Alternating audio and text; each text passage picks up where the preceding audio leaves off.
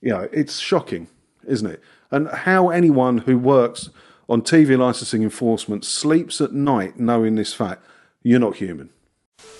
Hi, it's me again. I thought for once we could have a bit of a chat about the BBC and the TV licence fee on this channel, because it does annoy me somewhat, and we're not seeing enough change. And there was a bad change many years ago now, which still pisses me off.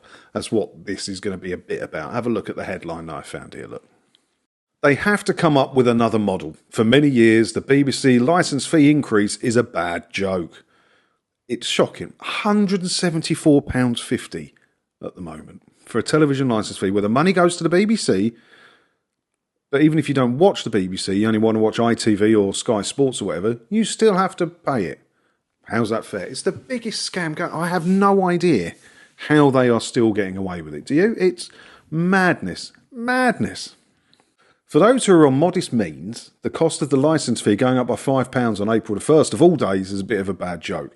Certainly for residents of St Crispin Retirement Village, it's hard to see the funny side. So, among them is 83-year-old Stan Fritton, who since last November has been embroiled in a battle over how much he and his neighbours should be paying for the BBC.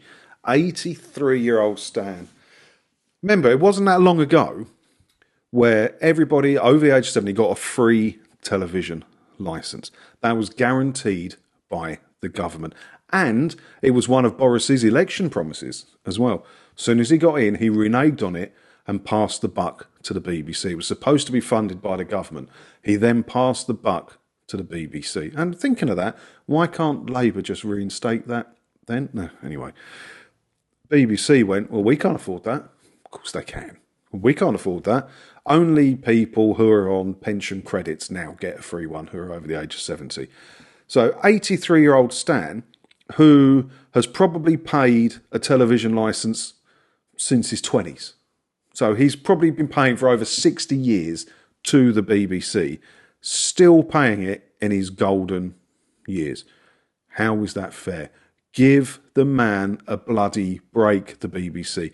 God knows how many times he's lived in different places around the country, moved home with his family, whatever, and paid the licence fee.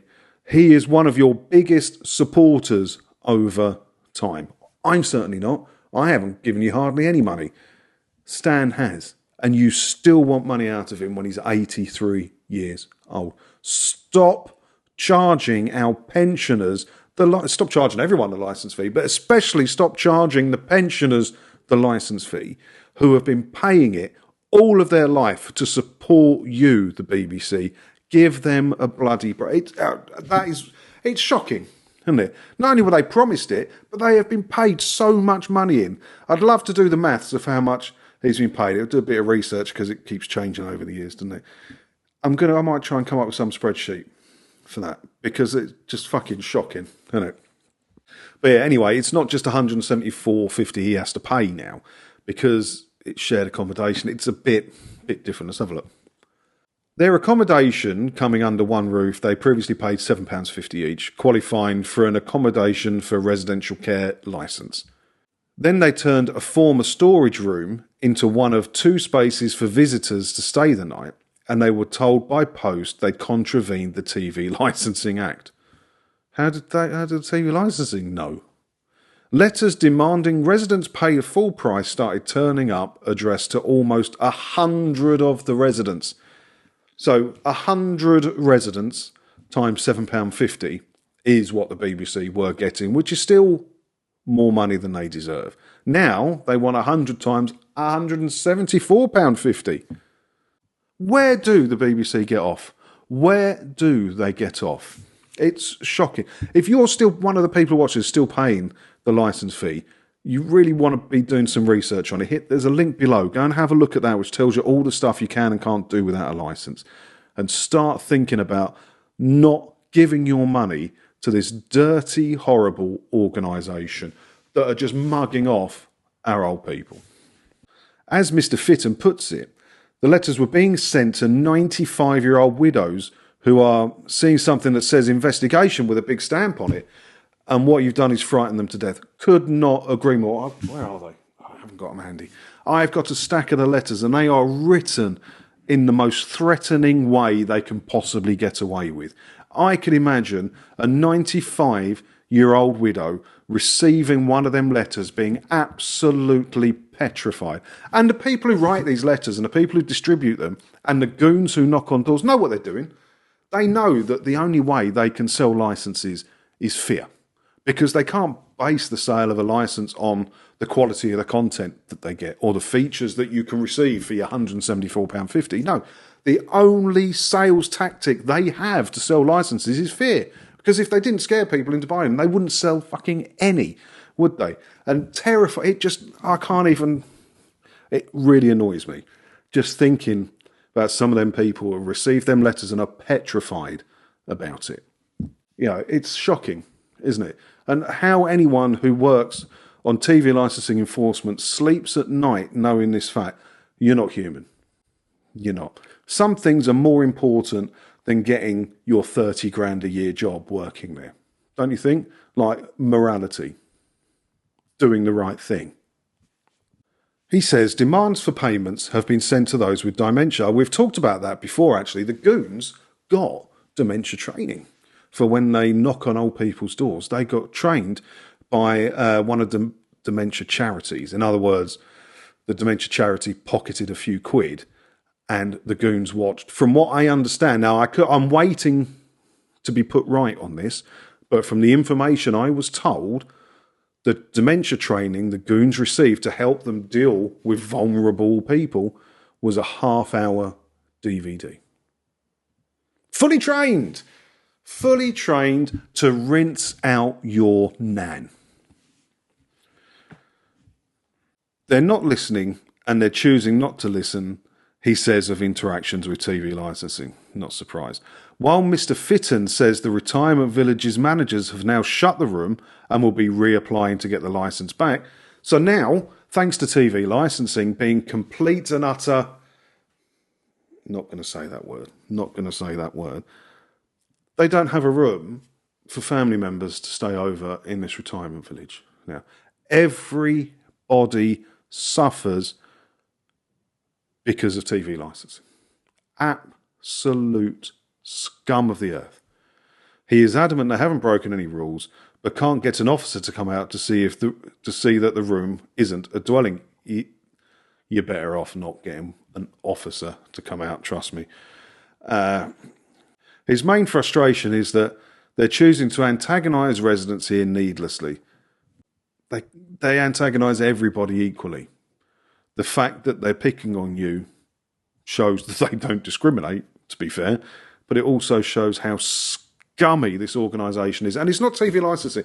Just because it keeps saying TV licensing here and TV licensing this and TV licensing that, remember, it's the BBC. It's the BBC that are being this scummy. In a statement, this should be good, a spokesperson for TV licensing said that they continue to liaise with managers of St Crispin's and hope to have this matter resolved as soon as possible.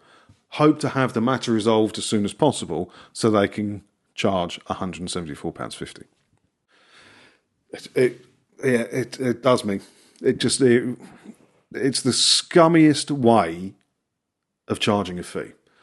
You know, if you choose you don't want Netflix anymore, you can just stop paying it. You know, and you don't have access to the service. They don't hound our older people. They don't hound your nan with scary letters and threats of enforcement visits. It's not right. It is not fucking right. How the BBC collects its money is an issue that extends way beyond one retirement village. Under the current BBC charter, pricing, $74.50, blah, blah, blah. Of course, maybe that's okay if we're getting more of what the BBC does best, but the corporation's income is down $1 billion a year in real terms compared to its funding in 2010. More and more people are stopping paying it. That's why. And let's not forget, they have a huge commercial wing trading under the name BBC. Makes good money, but that's not included in these figures because they want you to think they're struggling. It goes on a bit more, but I'm annoyed now. I'm not going to read anymore. It does go on a bit more, as I said. If you want to read the rest of the article. I just put a link down in the description below. You can go and hit the link and go and read it for yourself. But it's just scummy, and it really winds me up. There's just no need for it. These people are the people who have paid the license fee their entire lives. Why are they being treated like this? And now they've closed this room. They're going to try and get it reassessed. So now all those, the 100 residents there don't have a visitor room where, you know, family members could stay the night. Say if one of them's poorly or something and they want to be there for them in the night. No, can't go kip in your fucking car now because we're TV licensing and we don't give a shit.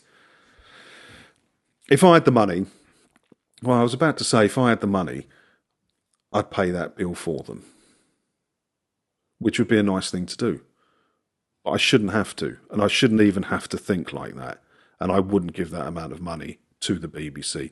As I said, don't be fooled with things TV licensing is a different entity and they're just enforcing it and the BBC is sweet and innocent. No, it's the BBC. The BBC is TV licensing. It is. Oh yeah, I don't know. Let me know your thoughts on this one. It's wound me up a bit. Down in the comments below. As always, thanks for watching. Hit all the buttons and everything as well, because if you do all that, hopefully I'll get to see you in another video again soon, won't I? Ta-da.